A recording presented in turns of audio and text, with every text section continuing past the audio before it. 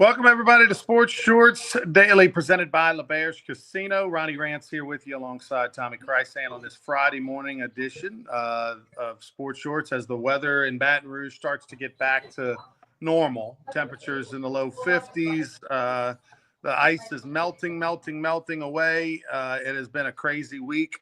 It has changed a lot of things. The Pelicans were supposed to play Wednesday night at home. That game got moved, postponed due to weather. The LSU South Carolina women's basketball game in Columbia was supposed to happen. That game got moved to tonight. The battle of, it'll be the highest rated women's college basketball game of the year tonight on ESPN. Actually, 4:00. Oh, it's going to be 4:00. Okay. Well, you know what? Then it won't be the highest rated game of the year because they moved it to 4:00. Had it been Thursday in prime time, it clearly would have been the highest rated game, but not now. But they're playing at 4 because of weather. Do you realize, Tommy, the storm that came through here and dusted 8-9 inches of snow, whatever it did, it's now in the Atlantic, and it's headed towards Ireland. They're expecting Category 3 or 4 hurricane-type winds, this same storm going across the Atlantic over to Ireland. That's crazy. But anyway, it's been a wild week. We're all going to get to settle in this weekend on some championship football on Sunday. The Eagles 6-point favorite over the Commanders. I've already put my bet in days ago on the Commanders, and the Chiefs are now a 2-point favorite. They were 1.5. They're a 2-point favorite now over the Bills, and the over/under totals jumped from 47.5 to 48.5 is the over/under total. The other one is holding pat. The Eagles Commanders holding pat at 47.5. So I did a little parlay, Tommy. I took the Eagles and the Chiefs to win straight up, and then I did a couple little side bets on the Eagles and Chiefs to cover. And the Commanders. I'm sorry, I took the Commanders and the Chiefs to win straight up on a little parlay, and then I took the Commanders to cover the +6 and the Chiefs to cover the -1.5. That's what I did. Did you put some action on this? Yeah, I've already placed 2 bets, and this is going to shock you. I got the Commanders on the money line +240, and I got the Bills on the money line even. So, okay. So I just think it's going to be a Commanders-Bills thing. Looking forward to Sunday, kick back, watch it, and see what happens. And that's where I'm going. I know we'll talk about it a lot tomorrow morning on Sports Shorts Radio when we'll be out at the casino, which, that's where you go to watch these games or place your bets at the ESPN Bet Sportsbook. The thing is that, all right, so the good news is you're +240 on your bet with the Commanders and you're even money on your bet with the Bills. So when I win my Chiefs bet, you're still going to make money off the Commanders bet. So I don't feel bad for you. You have not learned your lesson. Bet against Patrick Mahomes at home, especially. What are you thinking? I'm thinking that referee thing is going to overcorrect itself, and there's going to be a crucial call go against them. I don't know. It's right. You shouldn't. But, I got a little cushion Monday night when the field goal from Ohio State. So I'm kind of this week playing with house money.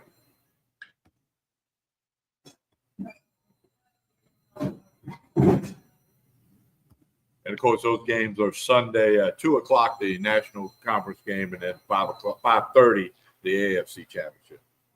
All right. We know where we stand on it, and obviously most people are pulling for Jaden Daniels that are watching this show. What a great year he's had. I don't think he's the Rookie of the Year. I think Brock Bauer deserves to be the Rookie of the Year, the tight end for the Raiders. I mean, he set records that no other rookie has ever done and blown them away. The catches and the yards. I mean, what he's done is record book, unbelievably worthy. It's not his fault. He's on a terrible team. And maybe Jaden Daniels wins the award because he's, led him to the playoffs and he's a quarterback. But what Bowers has done with the Raiders, as much as I hate to admit it, because I'm pulling for Jaden Daniels, they should have a co-MVP. Maybe they will. Maybe the votes will work out that way. But if I had to pick, if I'm being honest, Bowers deserves it. What he's done has never been done before as a tight end over in Raiderland. USC LSU today 4:00. Kim Mulkey, of course, Don Staley. There's no love lost between these two. Respect, but no love lost between these two. USC women's basketball is always weird, right? The lines are hard to find. They kind of move around a lot.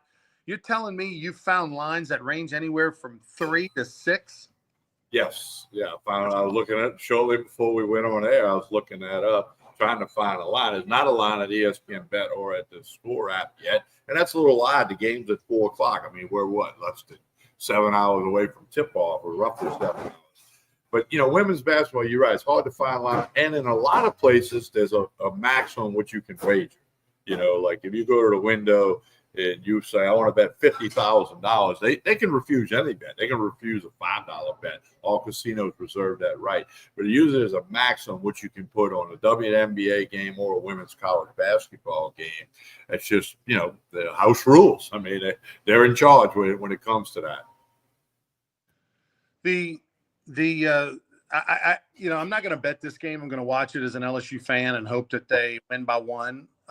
But if I were to bet it, I would take USC at home. I don't care what the line is. They look like, the USC just kind of has LSU's number. But again, that's why I don't want to bet it. I'm going to watch this as a fan, pull for the Tigers and hope that they win it. But especially if I could get it at 3 or 3. Well, if you could get 6.5, I think you bet LSU. If you get 6.5. Yeah, no question. The New Orleans Saints are in the news. Still have not hired a head coach. There are 3 teams, that Raiders, Cowboys, and Saints, that don't have a head coach as of yet. The Cowboys are just sort of rogue, doing whatever they want. Nobody can make heads or tails of what they're doing. I'm kind of surprised that the Deion Sanders thing didn't happen. I really thought a couple months ago that Deion Sanders thing, not to say that it might not still, but they had a window of opportunity. You thought if Deion was the guy, they'd have jumped on it a few weeks ago. But maybe Deion's used to being his own man, and he realizes if he goes to Dallas, he's going to have to answer to other men, and he doesn't want to do that. He can be his own man, whether it be at Colorado or somewhere else. Some reports are they're going to promote offensive coordinator Brian Schottenheimer, legendary coach, and they've interviewed 17 people for this job. If you count the interaction with some of the agents, there's no plan in Dallas, obviously, and you got to wonder if there's a plan with the Raiders. Tom Brady's involved with that, and if there's a plan with the Saints. Although the Saints are kind of, a lot of the talk is it's narrowing down to either Joe Brady, former LSU OC in 2019 when offense was amazing because of the players, and Mike McCarthy, who was a one-time Saints offensive coordinator and does have a Super Bowl title. He won one in Green Bay. So I'd be for McCarthy because he won a Super Bowl. And I think that matters to me. I think that matters to the players. I don't care what I think, but I think it matters to the players to have a guy that's won the Super Bowl. And he won a lot of games in Dallas with, an owner that meddles and, can't get in the way. I think if McCarthy came to New Orleans, Gail Benson's not going to talk to him more than once a week. He could go be a coach like he was in Green Bay when there was no owner, the way the Packers structure is. And I think that would be a plus for the Saints to get Mike McCarthy. And you give it 2 or 3 years because they're in a winnable division. That division is not, shaking the ground too much. If you can get a couple of pieces to the puzzle, get McCarthy in there, maybe you can win that division, which then puts you in the playoffs. If you've got the decision between Joe Brady, this young offensive coordinator that, is barely a few years past puberty, it seems, and who's had, just had the 1 year in New Orleans and LSU with Burrow in 19, and then he had the last year and a half with Buffalo. Like, that's it. Like, I mean, that's what he's hanging his hat on as far as, that's what they turn to. Burrow in 19 and Buffalo's offense in the last year and a half. Is that enough just because he comes from the Sean Payton tree? Or do you get a guy like McCarthy who's got skins on the wall and his resume is pretty similar to a Sean Payton? And who made Aaron Brooks a good player. Now we know what we know now about Aaron Brooks as far as, his lack of preparation is, just being high every day of his life and this, that, and the other. And yet somehow he made him a decent quarterback in the NFL.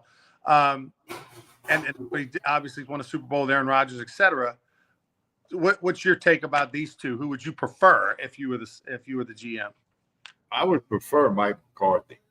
He's an offensive guy. It's an offensive league. Can he make Derek Carr more effective if Carr can stay healthy? And then I wouldn't mind McCarthy being the guy to pick the next quarterback, whoever that's going to be after Carr, whether it's a free agent, a draft choice, or whether he believes in Rattler, or he can't believe in Hayner, but whether he believes in Rattler. I'd rather have him making the short-term and long-term decisions for the Saints offense as opposed to Joe Brady. Joe Brady had, 9 NFL guys on that LSU team in 2019, okay, and 9 very good guys that are Pro Bowlers and stuff. So, that was part of it, but he still gets the credit.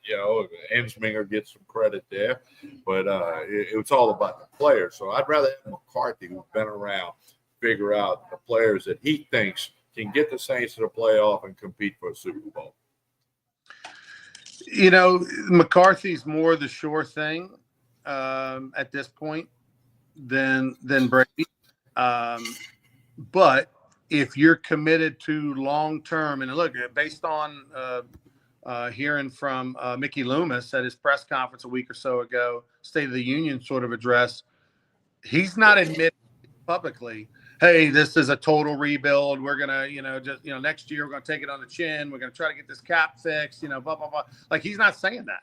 Now, behind this closed doors, is he being told that, or is he saying that? Who knows? But publicly, he's not. Publicly, he's saying, I don't think we're that far. I don't think we're that bad off. We got a bunch of people under contract. You don't really understand how this thing works. We can get this turned around quickly. That's what he's saying publicly. So if he is to be believed, then I would go with McCarthy. If they want to totally, hey, get rid of the old, come in with the new, give Brady 3 years no matter what. He wins one game next year. Doesn't matter. We're not getting rid of him. You know what I mean? Like, we're going to just strip it down and rebuild it in whatever vision that he has and our front office have. Then I would go Brady. But if he thinks there's a chance that they can get this thing turned around and be 10-7 next year because of this, that, and the other that we don't understand because it's not what we do, then I think McCarthy's your pick. I agree with you completely on that. I think you put that well. LSU.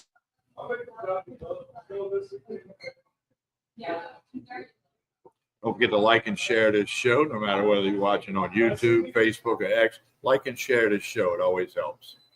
LSU at Alabama tomorrow. But I was saying the men's basketball, they've got no shot of shocking the world on that one. I haven't seen a spread yet, but it's going to be double digits. It's going to be 12, 14, maybe more.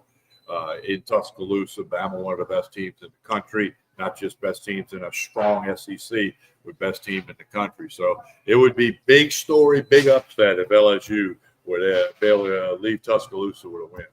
I ran into a basketball agent at the national championship game on Monday. I was Ohio State and Notre Dame, and I was behind the Ohio State bench, and started talking to a guy, and he's out of Atlanta. He likes Will Wade, knows Will Wade, has a good relationship with Will Wade, and he represents players with NIL. He actually represents Darius Days, who used to play at LSU years ago. Darius Days is playing professional basketball. He's not in the NBA, but playing professional basketball anyway. And he said that, in his opinion, LSU doesn't have the guy, on the sidelines. Just not the cares, not enough of the recruiter type that you need. LSU's not in a situation with him at the helm. That's one man's opinion. And obviously you're talking about different personalities and styles when you talk about, the old coach and the new coach. I'm Will Wade over at McNeese now, but it was an interesting perspective. I just was listening. It was one person's perspective who's tapped into the league, but he also went on to say, the league is unbelievable this year, which we all know. And you look at LSU basketball, last year they were 500. I don't know if you look at that basketball team from a year ago and look at the team now and you think, wow, that team last year would whoop this team's ass. Like, you think, but they're going to have a worse record because the league is just what the league is. There's not a marked improvement. There have been moments when at Kansas State was nice, but no, the people that are following it really close, I think kind of go along with what the guy was telling you, but time will tell. By the way, huge announcement tomorrow morning on Sports Shorts Radio with Joel Davis. Joel Davis will be joining us tomorrow morning at 10:30 a.m. His normal time slot. And he has a gigantic announcement. I'm not even going to tell you, Tommy, because I want your reaction live on the air tomorrow at 10:30. But tune in. You don't want to miss it. It's going to be a game changer for a lot of people, including yourself, Tommy. So 10:30 tomorrow morning, Sports Radio. You can listen to it on ESPN Radio in Lake Charles, Lafayette, Baton Rouge. So I can't call you like in 20 minutes and find out. No. I want this. I want you to hang on to this one. You want my genuine reaction? Genuine reaction. Yes. Okay. That's fine. Well, that's tomorrow morning. I don't know if I'm able to sleep tonight. We'll be at LeBear's Casino in the ESPN Bet Sportsbook tomorrow, 10 to noon. So tune in. TK, I'm going to let you tell us about Tremonti's as I get out of here. All right. No question about that. Don't forget Tremonti's meat and seafood here in Baton Rouge, where you can get everything you need, the steaks. Hey, you drank all your wine and liquor when you were snowed in? Come get some more right here. The ribeye rolls, the shrimp rolls, a bunch of bacon. They got a chuck roast, Chairman's Reserve chuck roast. I buy that about every other week here. You really want to check it out. They got all your catering needs. Crawfish pushed back a little bit with this cold weather, but they'll be having crawfish soon. Lots to choose from at Tremonti's Meat and Seafood. I had a big order yesterday. About 40 ribeye po' boys went out on a lunch delivery yesterday. So Tremonti's Meat and Seafood, you need to stop by. You need to check it out. Don't forget the Edge Lounge at the LeBear's Casino tonight. And as we always say, and this means a lot, okay, like and share this show. Sounds simple. It is simple. Just click a button. Like and share this show. Tell everybody about it, whether you're on YouTube, Facebook, or X. It helps a lot. It helps Tremonti's. It helps Court Street Cafe in Port Alamo. Let's throw them up there. Steak night tomorrow night at Court Street Cafe, and then their Sunday brunch is through the roof. Good over there. Port Allen at Court Street Cafe, Jason and the staff. So hit up Tremonti's today, tomorrow. They'll have everything you need. Let's see what else we can do for you. Again, radio tomorrow morning. Baton Rouge, Lafayette, Lake Charles, ESPN Radio, 104.5 ESPN Baton Rouge, and then ESPN Southwest Radio covering Lafayette and Lake Charles. We'll be live and in color. Hunter McCann, Derek Beckwith, Joel Davis with a major announcement at 10:30. I have no idea what it is. We'll find out tomorrow when we are live for 2 hours from the ESPN Bet Sportsbook in LeBear's. Hey, be a little bit careful out there. The sun's out and it's a little bit warm, but there's still patches of ice.